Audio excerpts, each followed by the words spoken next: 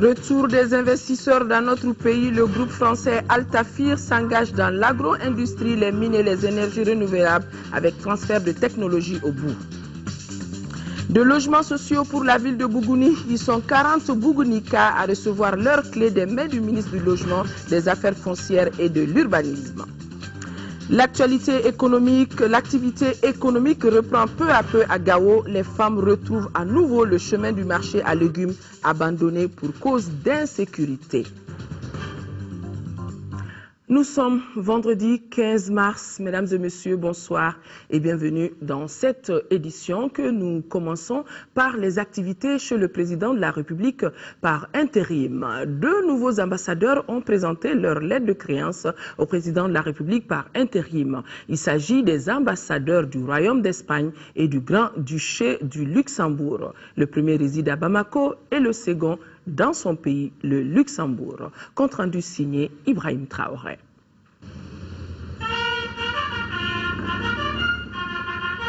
Résidence du président de la République. On accueille ce vendredi deux nouveaux ambassadeurs.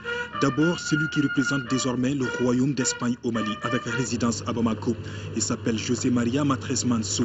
Il est licencié en droit et diplômé en études internationales de l'école diplomatique de Madrid. C'est en 1981 qu'il entame sa carrière diplomatique.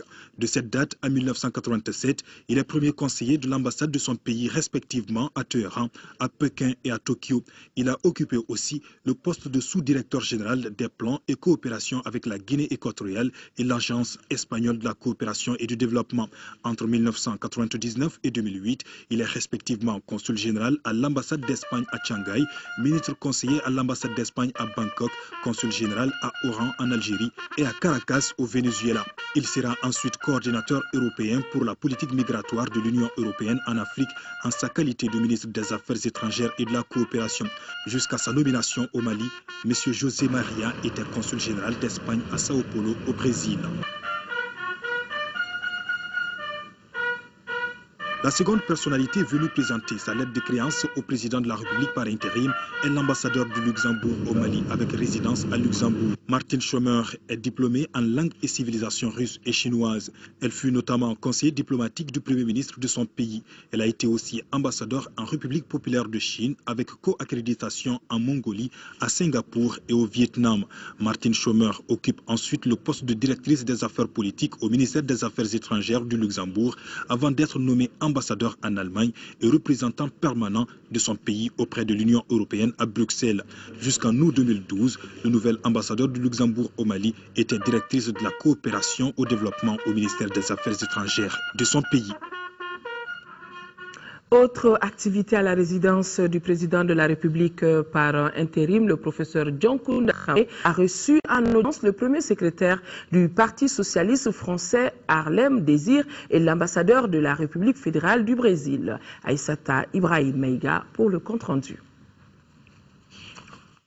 Le premier dirigeant du Parti socialiste français et député européen Harlem Désir dit être venu témoigner la solidarité du peuple français en ce moment historique de la vie du Mali. Cette visite permettra également au premier secrétaire du Parti socialiste français de mieux comprendre la situation actuelle. J'ai voulu témoigner par ma présence ici et par cette rencontre avec le président Dioncounda Traoré que nous allons écrire cette nouvelle page ensemble et qu'il faut que la société civile française et malienne, les forces politiques, les citoyens puissent continuer ensemble à intensifier leurs relations parce que l'avenir du Mali, il va s'écrire par l'organisation de ces élections présidentielles et législatives, et puis aussi par la solidarité qui devra exister dans tous les domaines. En ce qui concerne l'apport du Parti socialiste français à la sortie de crise, Harlem Désir répond. Le Parti socialiste est là aujourd'hui aussi pour rencontrer les forces politiques maliennes qui sont membres de l'Internationale socialiste et qui sont donc des partis frères avec lesquels nous défendons les mêmes valeurs de progrès social, de démocratie, de solidarité, d'égalité entre les hommes et les femmes. Auparavant, le président de la République par intérim avait reçu l'ambassadeur de la République fédérale du Brésil. Son pays sollicite le soutien du Mali pour l'élection du premier responsable de l'Organisation mondiale du commerce, OMC. De chez le président de la République par intérim, nous retrouvons le premier secrétaire du Parti socialiste français et le nouvel ambassadeur du Luxembourg au Mali chez le Premier ministre chef du gouvernement, Agali Aguissa. Parmi les hôtes de la primature de ce vendredi figuraient deux amis du Mali, deux hôtes dont les pays partagent des liens d'amitié avec le nôtre. Le premier est venu témoigner le soutien de son parti au peuple malien qui souffre ces temps-ci des faits des terroristes. Nous voulons être aussi très présents dans les temps qui viennent pour assurer la démocratie et le développement et pour être donc aux côtés des forces politiques démocratiques du Mali, aux côtés de la société civile, pour que les relations entre nos deux peuples permettent justement au Mali de connaître un avenir plus stable. La deuxième personnalité reçue par le Premier ministre est le nouvel ambassadeur du Luxembourg au Mali. J'ai eu le plaisir et l'honneur de pouvoir remettre mes lettres de créance comme ambassadeur auprès du Mali. Et donc, c'est une des raisons de ma présence. L'autre présence, c'est aussi en tant que directeur général de la coopération au développement luxembourgeois, de confirmer l'engagement du Luxembourg pour le Mali. Nous avons des projets à Tombouctou, à Kidal, où nous aimerions retourner dès que les conditions le permettent. Donc, notre coopération a continué, mais voudrait encore faire plus dès que c'est possible. La coopération entre le Mali et le Luxembourg est vieille de plusieurs décennies. Une coopération qui s'est montrée fructueuse avec à son actif plusieurs réalisations dans les domaines de la santé et de la décentralisation. Le ministre des Affaires étrangères et de la coopération internationale, Tchéman Hubert Coulibaly, est depuis hier à New York, au siège des Nations Unies, et où il a eu des entretiens avec plusieurs personnalités. Le ministre a informé ses interlocuteurs des derniers développements de la situation politique et militaire actuelle de notre pays et réaffirmé la détermination des autorités de la transition à mettre entièrement en œuvre la feuille de route. Concernant le mandat de la future mission, le ministre a également saisi l'occasion pour leur notifier que le Mali tenait à ce que le dit document soit robuste et placé sous le chapitre 7 de la charte permettant entre autres d'éradiquer le terrorisme et le narcotrafic du territoire national, de rétablir l'autorité de l'État sur l'ensemble du territoire, de stabiliser et de sécuriser les zones libérées afin de permettre la reconstruction, le retour des réfugiés, la reprise des activités socio-économiques et d'organiser des élections libres et transparentes. Je vous le disais dans les titres, le Mali et le groupe Altafir, une société française, ont signé ce matin un protocole d'accord. Cette signature de convention engage le groupe sur une période de 4 ans à investir dans notre pays dans divers secteurs d'activité. Modibo Mariko, compte rendu. Quitus au groupe Altafir pour investir au Mali. Cette société de droit français qui a vu en notre pays un bon risque serait intéressée à placer ses capitaux dans des domaines divers. Le gouvernement a des besoins en infrastructure à financer et nous souhaitons intervenir dans le solaire. Dans le premier domaine, on parle d'équipements marchands, soit pour des commerçants. On parle aussi de stations d'épuration. On parle du traitement des ordures. Voilà en gros les domaines que nous souhaitons, sur lesquels on est très intéressé. Le sucre est un sujet que nous souhaitons aborder avec une valorisation soit sur de l'éthanol, mais avant tout, on veut développer le village, emmener de la valeur ajoutée dans les villages au Mali. Cette signature de protocole d'accord engage ainsi le groupe Altafir à investir des milliards au Mali en une période de 4 ans. Au-delà des investissements, le groupe s'emploiera aussi à favoriser les transferts de compétences et de technologies dans les secteurs concernés. Le Mali, de son côté, en plus de la mise à disposition des terrains, prendra des mesures pour sécuriser tous les investissements et accordera par la même occasion aux différents projets des avantages réglementaires. De bonnes nouvelles que le département du commerce et des industries espère voir en appeler d'autres. Au-delà de son caractère symbolique, cette cérémonie marque aussi pour notre pays le retour des investisseurs étrangers restés longtemps absents à cause de la crise qui a secoué notre pays. Le ministère du Commerce et de l'Industrie, pour sa part, vous donne l'assurance de son assistance et de sa coopération pour favoriser l'atteinte des objectifs visés. À l'image du groupe Altafir, J'invite d'autres investisseurs à venir explorer et exploiter les immenses potentialités d'investissement dont regorge notre pays, le Mali. Ces partenariats publics-privés, credo des autorités de notre pays, devraient contribuer dans les mois à venir à favoriser la création d'environnements propices au développement économique de notre pays. Un autre point contenu dans le protocole d'engagement signé de part et d'autre. Le ministère de la Communication et son partenaire l'UNICEF planifient les activités qu'ils doivent mener de 2013 à 2014. Et cela conformément à l'esprit de la feuille de route de la transition. Ils étaient réunis ce matin pour valider le document élaboré à cet effet. Le plan d'action devra prendre en compte le dialogue intercommunautaire et la gouvernance. Un compte rendu signé de Mohamed Diarra. La feuille de route du gouvernement de la transition sert de fil conducteur pour le système des Nations Unies dans la planification de ses activités au Mali.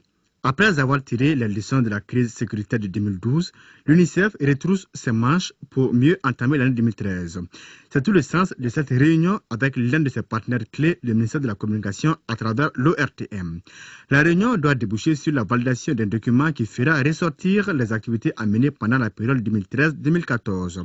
Pour y parvenir, l'UNICEF et son partenaire entendent mettre l'accent sur la communication pour le développement. Les priorités qui se sont dégagées après une première analyse et après la revue que nous avons faite en novembre dernier avec nos partenaires suggèrent que l'accent soit mis sur la nutrition, sur la protection des enfants et sur l'éducation. Le document objet de la présente réunion s'intitule « Cadre conjoint d'appui à la transition » et l'ORTM compte jouer sa partition pour une bonne exécution des activités et cela afin de renforcer la coopération entre les deux structures. Tout ce qui est communication pour le développement prend en priorité et en compte les préoccupations des populations. Communication pour le développement, encore, l'ORTM au niveau des structures des radios rurales, ces radios-là ont beaucoup de moyens aujourd'hui en termes d'équipement, en termes de compétences en ressources humaines pour pouvoir en tout cas véhiculer le maximum de messages qui intéressent et l'UNICEF et la population malienne. Je demeure convaincu qu'au bout de l'exercice, vous adopterez un plan de travail reflétant les priorités du moment. Ce faisant, la communication pour le développement jouera son rôle d'accompagnement en faveur de la paix et de la réconciliation au Mali. Les activités qui couvrent la période 2013-2014 nécessitent un budget de près d'1,5 milliard de francs CFA. Plus d'1 milliard de francs CFA, c'est la valeur d'un important lot de produits pharmaceutiques et de kits d'hygiène offerts à notre pays par le Fonds des Nations Unies pour la population. Le geste vise les populations déplacées, particulièrement les femmes et les structures sanitaires. Cheikh Oumar Sangaré. Ce don est essentiellement composé de kits d'urgence pour notamment le traitement des infections sexuellement transmissibles, la prise en charge des avortements spontanés et la réalisation des césariennes et autres interventions gynéco-obstétricales. Ces gestes du Fonds des Nations Unies pour la population est une réponse à l'appel à l'aide lancé par les autorités maliennes pour faire face à la crise. C'est dans le cadre des relations traditionnelles entre UNFPA, qui est le Fonds des Nations Unies pour la population, et le Mali. Ça n'a pas commencé maintenant, mais c'est encore beaucoup plus prégnant maintenant parce qu'avec la crise que vit le pays, nous continuons à apporter notre appui. Les ministres qui ont réceptionné le don ont d'abord salué la bonne relation entre le Mali et le système des Nations Unies avant de souligner que les produits reçus seront destinés aux populations déplacées du Nord et aux structures sanitaires de tous les pays. Il s'agit là d'une donation d'une valeur de 1,471 milliard. Cette livraison est partielle, donc le reste des équipements et des produits sont attendus. De façon générale, le système des Nations Unies, mais aussi l'UNFPA pour cette action qu'il mène et qui touche tout le pays. Le don ainsi offert permettra à coup sûr d'améliorer la prise en charge sanitaire de nos populations en général et celles déplacées du Nord en particulier. Des partis de l'international socialiste convergent leur point de vue sur la situation de notre pays et les élections de juillet 2013. Une délégation du Parti socialiste français conduite par son premier secrétaire Harlem Désir et le Parti socialiste sénégalais ont rencontré aujourd'hui même l'ADEMA à PSG qui est aussi membre de l'international socialiste. Compte rendu Tchemogo Sagara. Le comité exécutif de l'ADEMA PASJ et le Parti socialiste français partagent les mêmes visions en ce qui concerne la situation sécuritaire au Mali et les élections présidentielles à venir en juillet 2013 dans notre pays. Le Parti socialiste français, le Parti socialiste sénégalais et l'ADEMA PASJ, tous membres de l'international socialiste et ayant un même idéal pour notre pays, c'est-à-dire une bonne élection crédible et régulière dans un Mali uni et sécurisé. Si le président Hollande est intervenu de la manière que tous les Maliens ont salué, il nous venait au niveau politique donc de remercier le Parti socialiste français et c'est la raison pour laquelle le président Hollande a souhaité être avec nous pour apporter lui aussi son soutien politique à l'ensemble du peuple malien, mais à la classe politique malienne. Selon le président du Parti socialiste sénégalais Ousmane Tanor Dieng, les acteurs politiques maliens ont une grande responsabilité dans le respect du calendrier électoral. C'est pourquoi la délégation française appelle déjà à la mobilisation. Comme force politique, avec vos candidats, saisir les citoyens et les citoyennes du Mali d'un projet et d'une vision de la société, de propositions pour l'avenir, pour les mobiliser, pour qu'ils soient eux-mêmes des acteurs de cette reconstruction du Mali en tirant les leçons, comme vous l'avez dit, de la période qui vient de se dérouler. Et puis il y aura, et dans cette période de la reconstruction démocratique, comme vous l'avez dit, nous devons intensifier notre coopération. Les trois partis ont salué l'intervention française au Mali avant d'observer une minute de silence en la mémoire de tous ceux qui sont tombés sur le champ de l'honneur.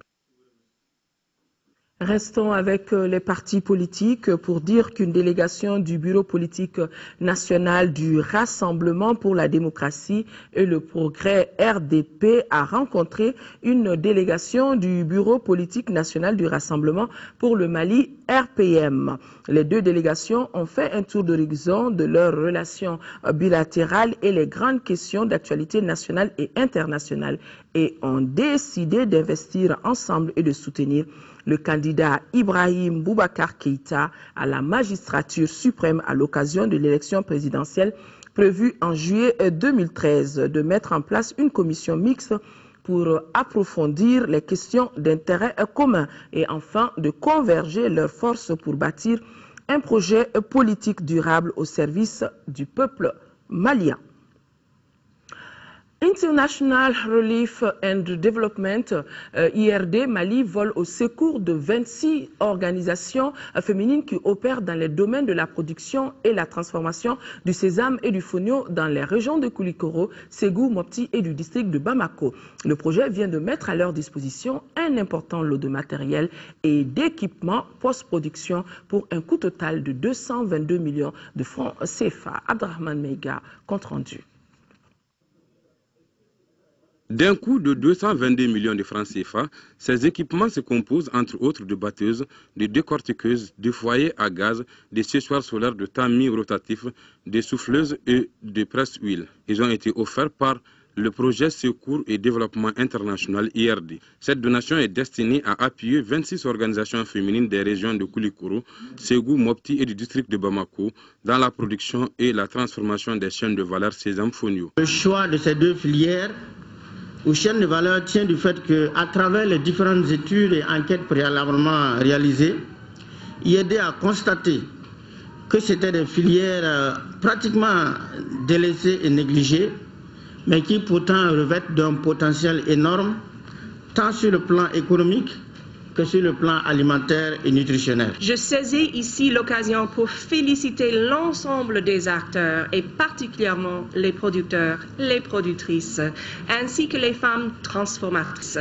qui ont été choisies pour recevoir ce matériel afin de contribuer au bien-être de la communauté. Ces deux filières, malgré leur importance dans le développement économique de notre pays, sont confrontées au manque de financement et à l'inexistence d'équipements adéquats pour la production et la transformation des produits concernés. C'est pour inverser cette tendance que le département américain de l'agriculture a financé en mai 2010 ce projet de 5 millions de dollars, soit 2,5 milliards de francs CFA au Mali. Il a pour premier objectif d'aider le gouvernement à assurer la sécurité alimentaire et à lutter contre la pauvreté.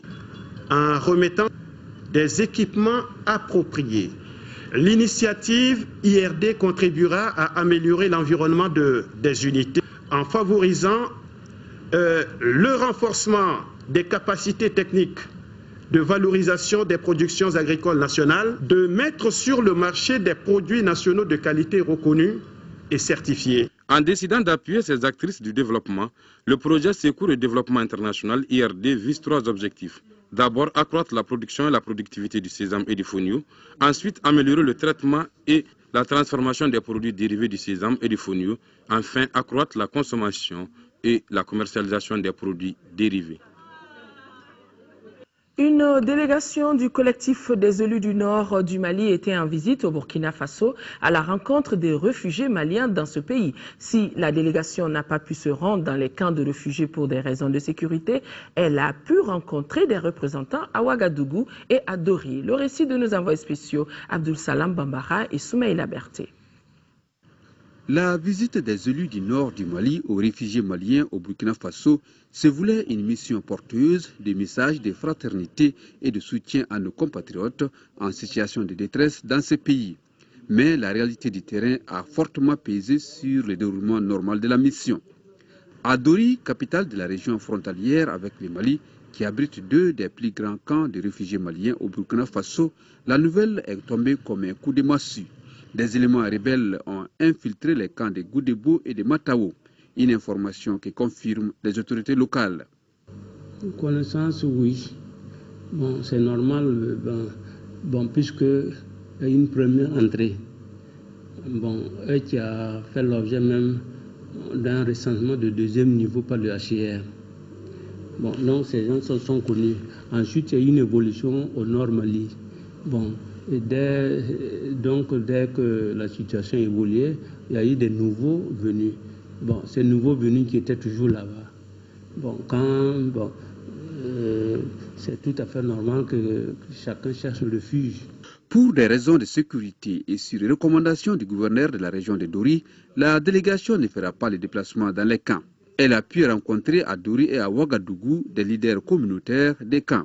Rencontre au cours de laquelle les élus du nord du Mali ont recueilli les préoccupations de nos compatriotes et de façon générale, ces derniers désirent rentrer au pays. Si les conditions qui peuvent nous faire retourner résolues seulement, on peut aller. Je suis prête à retourner au pays, mais si les conditions de sécurité sont réunies, je suis toujours prête à rentrer chez moi. Je suis là malgré moi. Il y a différents groupes. Il y a le groupe de ceux qui veulent rentrer tout de suite, quelles que soient les conditions, parce qu'ils n'en peuvent plus. Il y a le groupe qui attendent à ce que la paix revienne entièrement pour retourner. Il y a aussi quelques exaltés qui attendent qu'un accord politique soit trouvé avant de rentrer. Au Burkina Faso, selon les derniers chiffres officiels, les effectifs globaux des réfugiés maliens sont estimés à 41 000 et répartis entre 8 camps. Mais dans le souci d'une meilleure sécurisation et de gestion de ces camps, le gouvernement burkinabé et le partenaire du HCR procèdent en ce moment au regroupement des réfugiés sur 4 sites. L'autre titre phare de ce journal, c'est la remise de clés de logements sociaux à Bougouni. Environ 660 millions de francs CFA. C'est le coût de réalisation des 40 logements sociaux à Bougouni. La cérémonie de remise des clés a regroupé autour du ministre du Logement, des Affaires foncières et de l'Urbanisme les autorités administratives, communales et les populations bénéficiaires. Envoyés spéciaux à Bougouni, Agibou Koulibaly et Seydou Sissoko. C'est avec une joie immense que les populations du Boni-Mounitié ont accueilli le ministre du Logement, des Affaires foncières et de l'Urbanisme et sa délégation pour la remise des clés des 40 logements sociaux de Bougouni. Enfin, un logement qui nous est propre.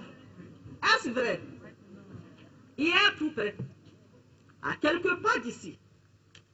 Lamentables étaient nos conditions de vie de locataires. Des frais de location, souvent exorbitants, ne favorisaient point ce sommeil régulier tant souhaité. Auparavant, la commission d'attribution des logements sociaux avait élaboré des critères lui permettant de choisir les 40 bénéficiaires. Monsieur le ministre, les 40 logements dont vous vous apprêtez à remettre les clés, 23 hommes sur 45 postulants sont bénéficiaires. 17 femmes sur 25 postulantes sont bénéficiaires. Pour le ministre Sagara, ce geste humanitaire du gouvernement est d'assurer le mieux-être de l'ensemble du peuple malien. Chaque logement est bâti sur une surface de 102,95 m² et comprend un salon, 2 chambres, un magasin, un couloir et une terrasse couverte et une salle de toilette extérieure. En résumé, le coût total de l'opération est en hors taxe de 662 777 173 francs CFA sur 30 millions francs CFA. Les travaux de construction des 40 logements sociaux de Bougouni ont été réalisés par l'entreprise malienne ANA Service et sa viabilisation par l'entreprise malienne de construction mobile. La situation des droits de l'homme au Mali a été examinée du 11 au 12 mars dernier. C'était lors de la 22e session du Conseil des droits de l'homme des Nations Unies, session qui se tient à Genève et depuis le 25 février et cela jusqu'au 22 mars prochain. Le ministre de la Justice, on le voit sur ces images, Malik Coulibaly, a pris part à cette session qui a fait la revue du rapport du Haut Commissariat des Nations Unies dans notre pays, qui était au centre des échanges, a mis en exergue grave des droits de l'homme qui ont été des violations des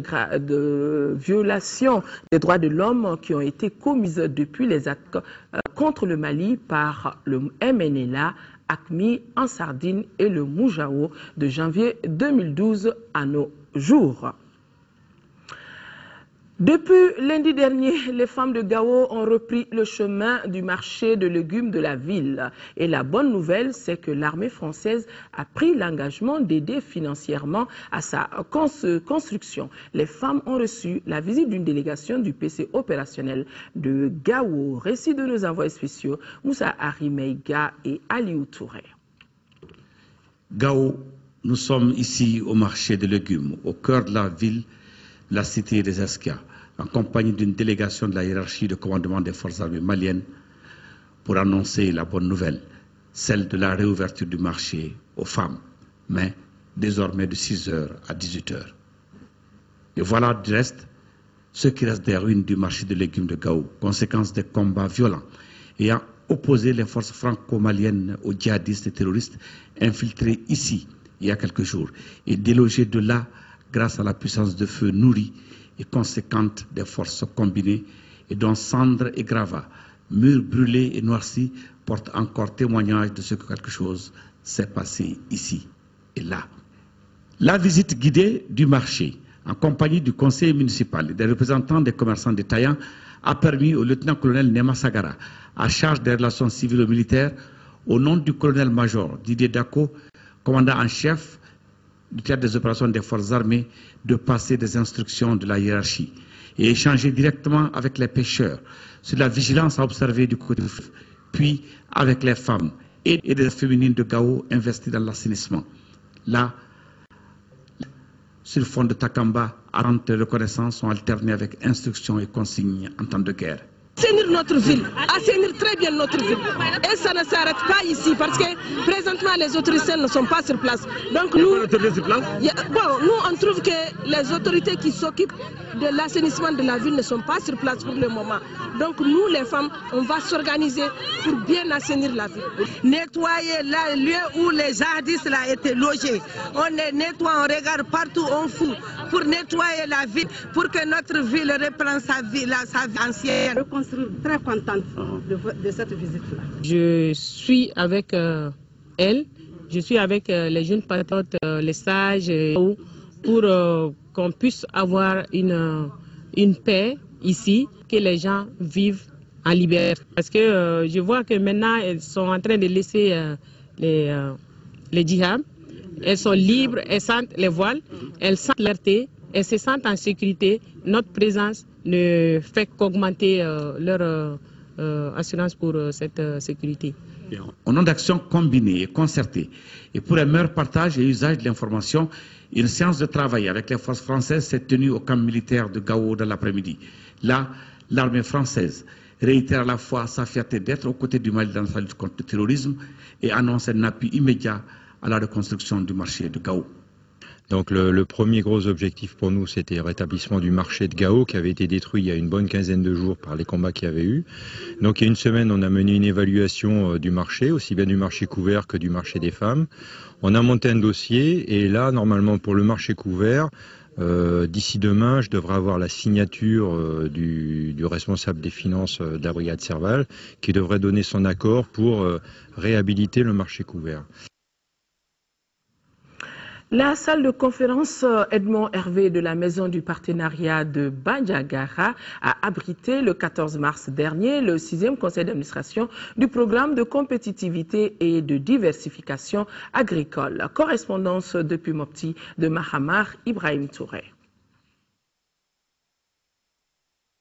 Au cours du 6e conseil d'administration du programme compétitivité et diversification agricole tenu à Bandiagara, les commerçants, producteurs et productrices de la filière échalote oignon Mali Bandiagara ont passé en revue le procès verbal de la rencontre du 8 septembre 2012 à Ségou, à la vérification des mandats attribués aux membres du conseil d'administration, l'état des recouvrements des cotisations annuelles 2012, le bilan des activités de l'interprofession de la filière échalote oignon Mali Bandiagara et la programmation annuelle des activités 2013 de la filière. La cotisation de 2011 a été payée et ceux de 2012 aussi est en cours de paiement.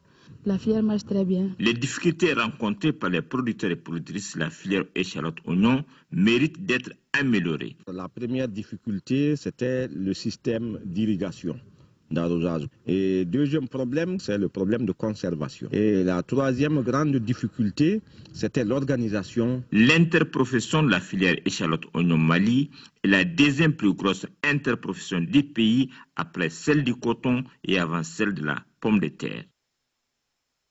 La première réunion ordinaire du comité d'orientation, de coordination et de suivi des actions de développement du cercle de Yanfolila s'est tenue cette semaine. La rencontre a été initiée par le groupement des agriculteurs et une gestion active de ces plantations. Garibou Pérou, compte rendu.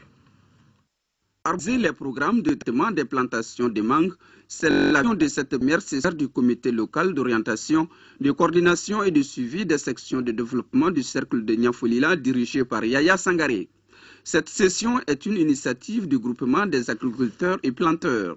Si le cercle de Yanfolila est le plus grand bassin de production de mangue de la région de Sikasso, son circuit commercial échappe malheureusement aux producteurs. C'est la raison pour laquelle les partenaires impliqués dans la filière mangue ont développé des programmes qui jugent le respect strict de bonnes agriculture et des retombées en se conformant à ces rencontres pour faire des recommandations, harmoniser les certifications, maintenir le système d'eau aux parties de la production à la consommation locale.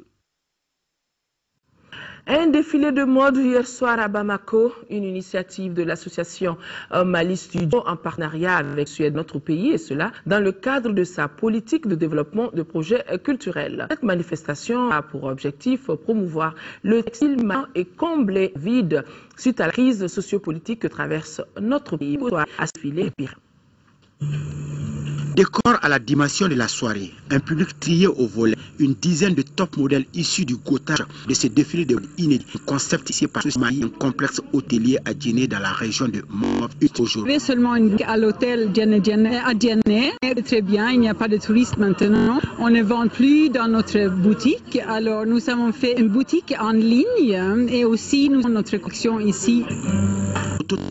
De modèles sont inspirés à base de cotonnade avec en toile de fond du Bogolan dans un style particulier. Ce projet de Suède. Je pense que c'est un soutien que nous pouvons aussi faire pour demander et je pense que Sophie représente une bonne occasion de le faire.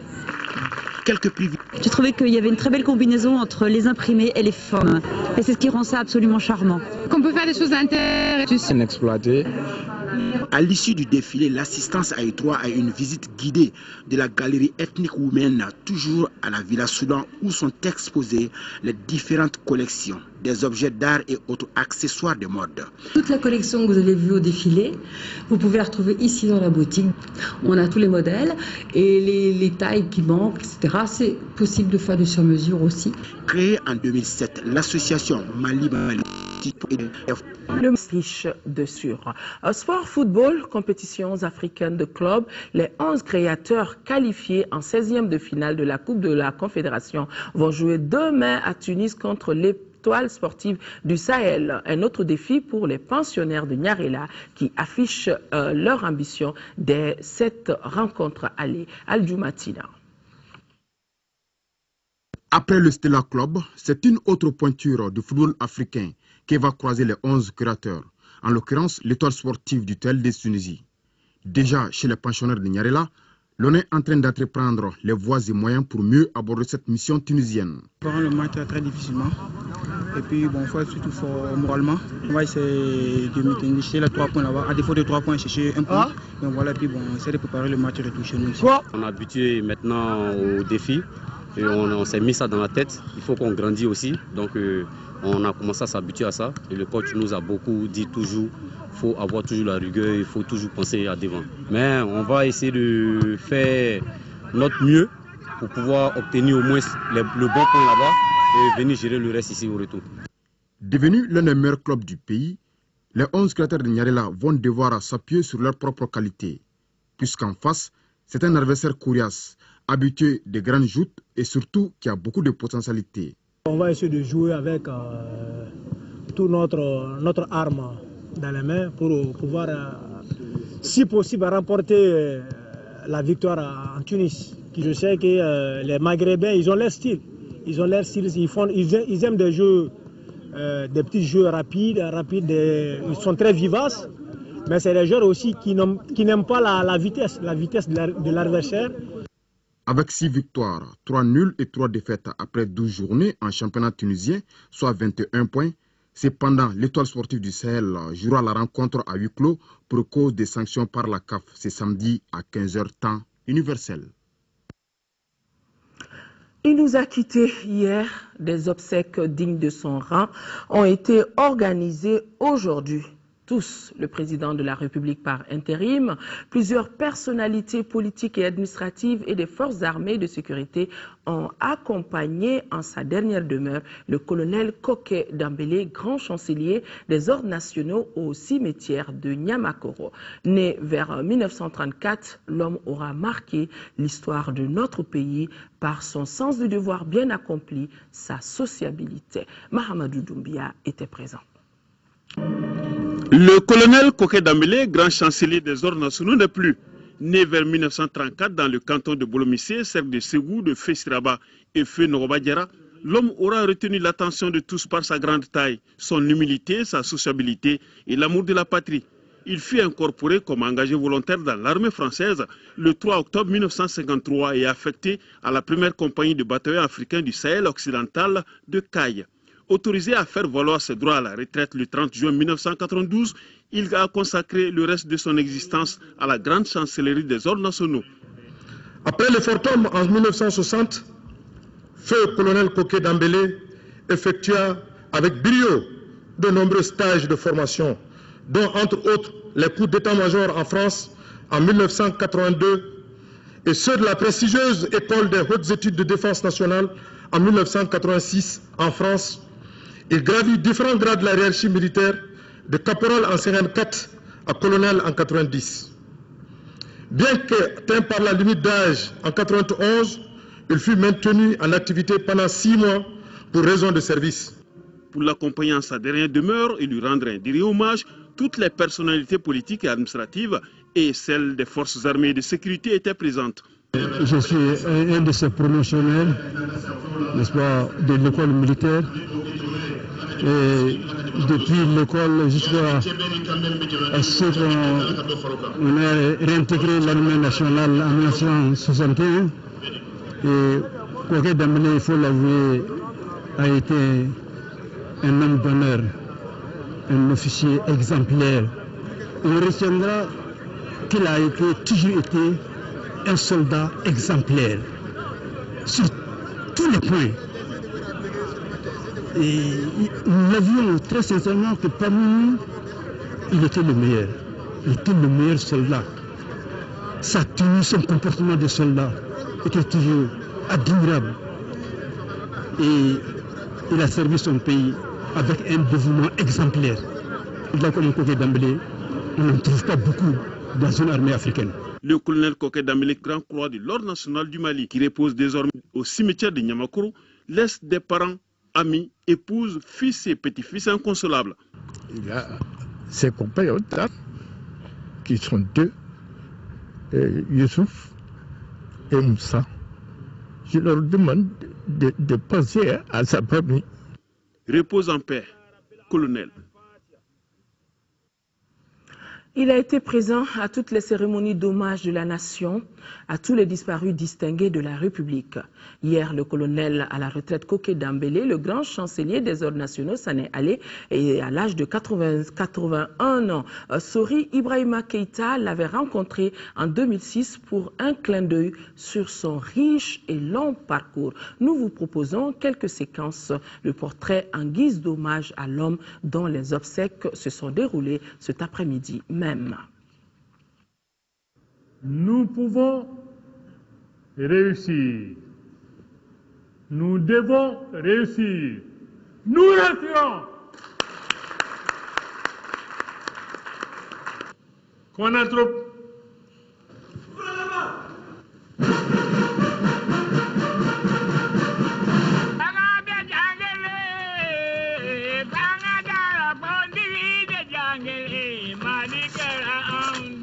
« 53 ans de vie active, dont 39 de militaires, l'engagé volontaire de 1953, aujourd'hui sexagénaire, se révèle toujours requinqué et matinal, comme au jour de son enrôlement à 19 ans.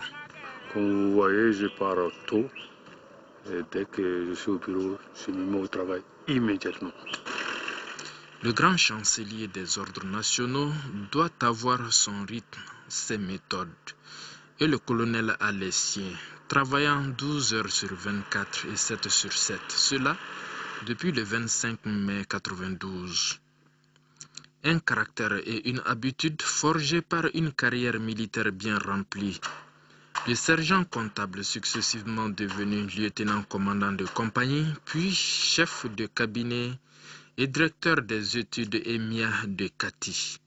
Le capitaine-gouverneur au nord, promu chef de bataillon, ne sera pas moins chef d'état-major PC, directeur de l'OPAM, directeur des études générales de l'ANAD. Il n'en faut pas plus pour donner la preuve d'un organisateur hors pair.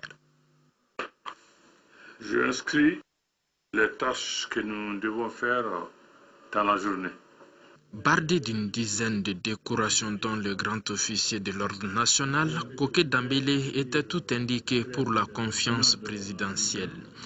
Afin de faire exécuter les décrets de nomination, de promotion et de sanctions, approvisionner et distribuer des distinctions conformément à la loi. Le travail consiste à tenir à jour près d'une vingtaine de contrôles nominatifs.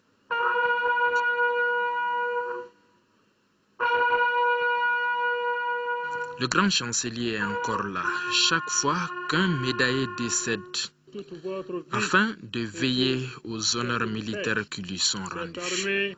Parce que ça fait partie de nos devoirs et je tiens à accomplir mes devoirs. Dévoué qu'il est dans l'exécution quotidienne de ses missions, le grand chancelier est tout aussi désolé de voir des citoyens maltraiter les symboles de souveraineté du pays et l'incivisme aller grandissant. Ça me fait de la peine.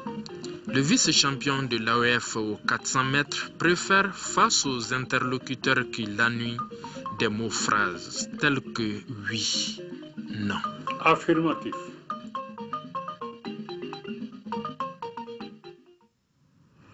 Mesdames et messieurs, ainsi va la vie. Nous prions qu'Allah subhanahu wa ta'ala l'accueille en son sein. Voilà, c'est donc tout pour cette édition.